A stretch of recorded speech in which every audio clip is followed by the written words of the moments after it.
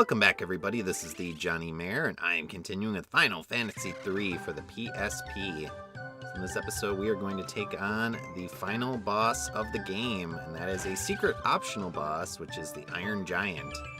But to get to that boss and the secret dungeon in which the boss is contained, we need to do a few more things. So I've taken a little break from my grinding of levels here to do one of those last tasks, which is to find the legendary smith and trade in my level 99 job level, in this case of my black belt, for a special item and a card. So I need to do this with one particular job class, getting it to level 99. And the legendary smith happens to be here in this healing area. Now she can show up in numerous locations, up to about 9 or 10 locations. I'll post a list in the description of all the different locations that she can show up via a website. And essentially, if she's not showing up at a particular site, you would either travel to the other sites, or you can also just reset the game and keep doing that until she shows up at a particular site that you want her to. But she showed up relatively quickly for us, so we were able to get the level 99 item for the black belt, as well as the black belt's card. And off she goes. Now this will allow us to get the last 2 letters in the game, which will open up the secret dungeon, provided you have achieved the other requirements to open up that secret dungeon. So the black belt gets a special armor. We're not going to be using the black belt against the Iron Giant, but we will be using other level 99 items. So now that we have all of those things, we want to get those last 2 letters. We want to have Ark as our lead character. And we will get a final letter from the 4 old men, and then another letter from King Alice. And then provided you have also beat all of the bosses of Eureka, you have beaten the 3 optional summon bosses, you have opened up about 80% of the chests in the game, including all of the chests in the Sunken Cave, and you have gotten all of these letters as well as 1 level 99 item for leveling up a job to level 99, then you will be able to access the secret dungeon and take on the secret final boss. But I have a lot more leveling to do and grinding to do, so I'm going to do that, and I'll meet you back here. Alright, so we have done it. It has taken about 15 hours, but I have done all of my level grinding that I want to for this final boss. So I got my ninja, my devout, my Viking, and also my Bard all up to level 99 in terms of their job levels, and I also leveled them up to about level 89. Now that is a random number in a sense. Basically, I'm more interested in their HP level. I want them to be around 8,000 hit points. Now, this might be a little bit of overkill, similar to when I took on the Cloud of Darkness. Basically, you can take on the Iron Giant at lower levels, but it's going to be a lot harder, and you're going to have to use a lot more luck when it comes to out-surviving it. In this case, I feel fairly comfortable and confident that we're going to last long enough in the battle to take it out without too much worry. And having all 4 of these classes at level 99, we do have their special items gotten from the legendary smith. We'll be using all 3 of them, except the one item we're not going to be using is the mighty hammer. And that is because our Viking is actually not going to be attacking during this battle. They're only going to be defending. And notice I have a crystal shield and an Aegis shield currently equipped. About halfway through the battle, I'm going to switch to 2 crystal shields. And that is because the Iron Giant does change up its attack pattern once it gets below about 50%, and definitely once it gets below about 25% of its HP. I'm going to show off the different level 99 job cards here for you, while I talk a little bit about the strategy involved in fighting this Iron Giant. So you do want to make sure that all of your characters are in the back row, because the Iron Giant will attack 4 times per turn, same as the Cloud of Darkness, but unlike the Cloud of Darkness, it's not going to have multiple parts that you can attack and cause it to have less attacks as the battle goes on. In fact, it's going to continue to attack 4 times per turn, and it's actually going to start using even more powerful attacks as it gets lower in HP. So here we have all of the master certificates for our jobs. There are a few I didn't actually get the certificates or cards for.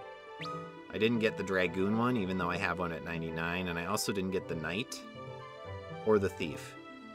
So I do have about, I don't know, 8 or 9 classes at 99, but I've only gotten the 5 so far. I also went back to Eureka and stocked up on shurikens and a few extra of the summoning spells for my other bonus episode I'm going to do.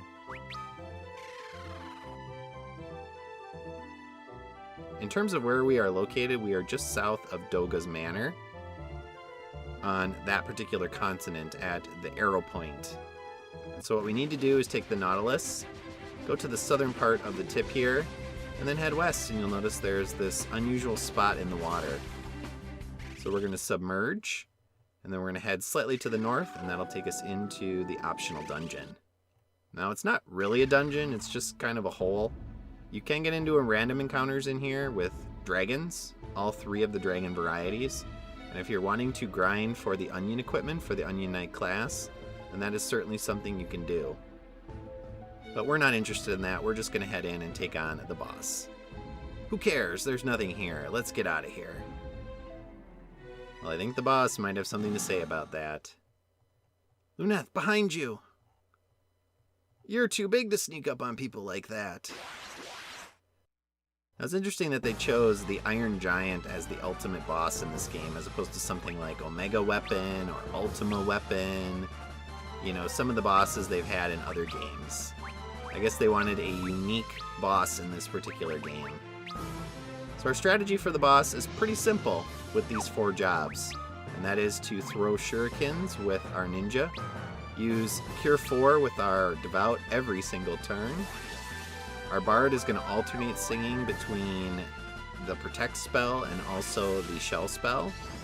So we're going to start off with the Madhura Harp equipped, and that'll do Protect on the entire party. And then we'll switch to the Apollo Harp, and that'll do Shell on the party for 2 turns each. And so each round we're going to alternate between the 2. And then we're going to be using Provoke with our Viking. So the Iron Giants can attack 4 times per turn. Typically, they are going to use 3 physical attacks and 1 secondary attack. So in the early parts of the battle, that secondary attack is going to be the Meteor spell, which will do about 1,000 to 2,000 damage to your characters depending on their magic defense.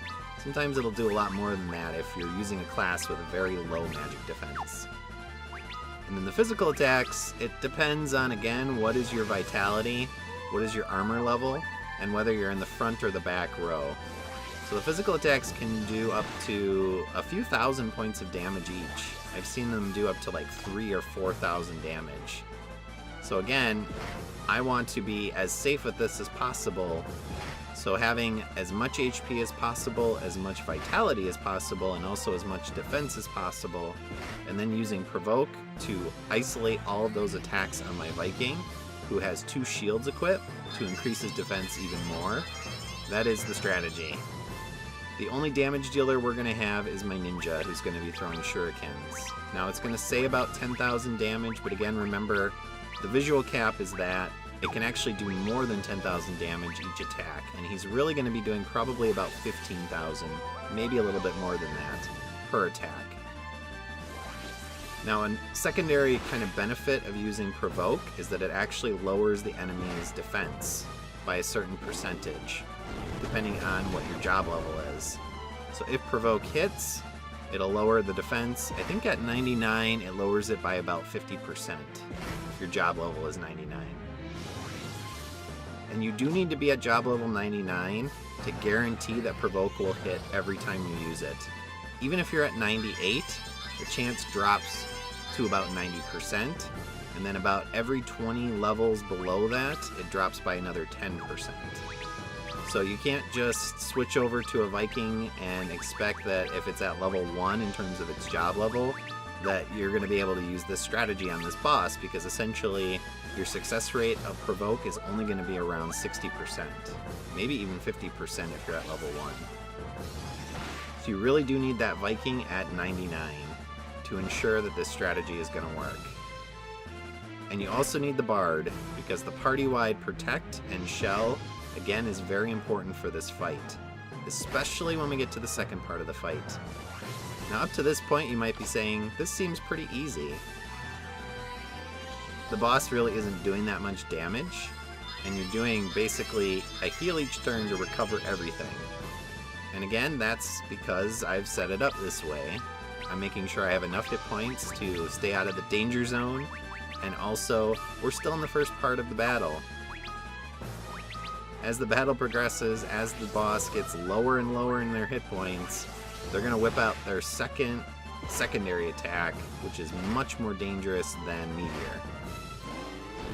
So Meteor does a good chunk of damage, but it is nothing compared to Swipe, which is the Iron Giant's other secondary attack.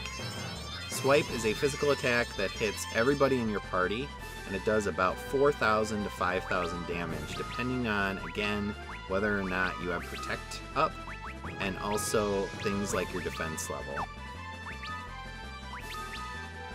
So once he starts doing that every turn, and also then he starts attacking beyond that with his 4 attacks, you're going to notice that if you're below about 8,000 hit points, like let's say you're at 7,000 or 6,000, he's going to hit your party with Swipe, and then he's going to knock out your Viking usually in one round, and then you're going to have to use your Devout to try to revive your Viking, which means your Viking isn't going to be able to provoke. He's going to use Swipe again, and then he's going to knock out the last 2 characters after that. And so this battle can turn around very quickly unless you're prepared for it. But again, this might be overkill. I took about 15 hours to grind up to level 89 to get all of the job experience as well as the regular level experience to get to this point. If you don't want to do that, you certainly can try taking on the Iron Giant at a much lower level, and you might be able to beat him using this party, and there's some other strategies out there as well that can work on the Giant. Even using this party and basically relying on a lot of luck in terms of what the Giant chooses to do related to its AI. Now the other strategy that some people use is just to go all the way and level up to 99, switch everyone over to Onion Knights, get all the Onion Knight equipment for all your party members, and then just blitz the boss. And that certainly can work too, but that would require another 8 to 10 hours of grinding, and it's something I'm just not interested in. So we'll stick with this strategy. We are probably about 2/3 of the way through the boss by this point. Maybe a little bit less. I would imagine maybe one more round, and then he'll probably start breaking out the Swipe. So you'll start to see how powerful that Swipe ability can be, and why it's such a game changer.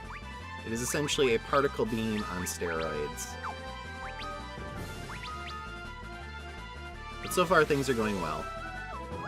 I've done this fight again at lower levels, levels 60, 65, 70, 75, so on and so forth.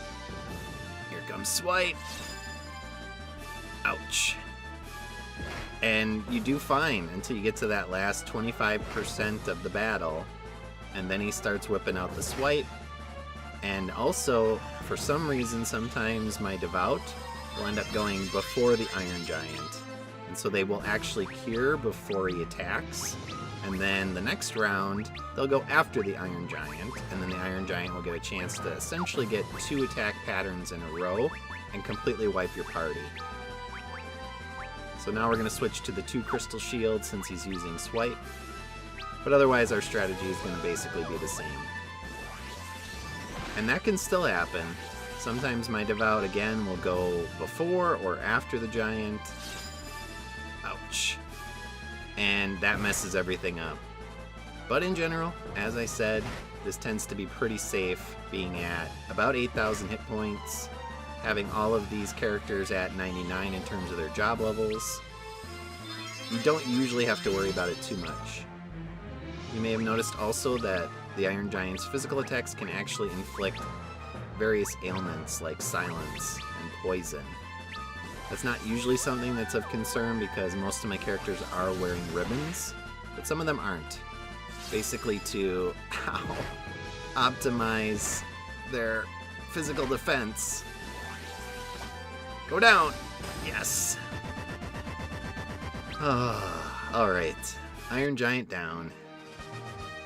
Optional super boss defeated. We get a ton of money and also a ton of experience. Yeah, Lunath. Phew. What a fight. But that is the last encounter in the game for us to do. We certainly haven't completed our bestiary, but I'm not really worried about that. I don't need 100% completion of that. I've done basically everything I want to do with this game. The only thing left for me to do is to do one more bonus episode where I'm going to show off all of the summon animations for each of the different levels of summons and all of their different versions. And I'll do that in one more episode before we call it quits on this particular series and move on to the next Final Fantasy. So as always, viewers, thank you for watching. I hope you enjoyed this series. Thank you for the continued support. I really do appreciate it. And let's check out this medal card, which is our symbol of excellence after defeating the Iron Giant.